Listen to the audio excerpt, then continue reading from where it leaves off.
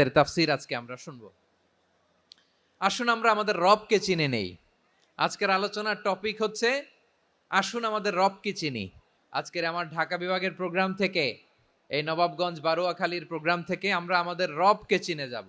সূরা হাশরের শেষ 3 আয়াতের একটা বিশেষ ফজিলত আছে, এটা আপনারা পড়বেন। কি ফজিলত? বিষ্ণু ঈসা ইসলাম বলেন, মান ক্বালা হিনা ইউসবিহু সালাসা মাররাতিন আউযু বিল্লাহিস সামিউল আলিম মিনাশ শাইতানির রাজীম সুম্মা ক্বারাআ সালাসা আয়াতিন মিন আখিরি সূরাতিল হাশরি ওয়াক্কালাল্লাহু বিহি ৭০,০০০ মালাকিন ইউসাল্লুনা আলাইহি ওয়া ইন মাতা ফি যালিকাল ইয়াউমি মাতা শাহীদান।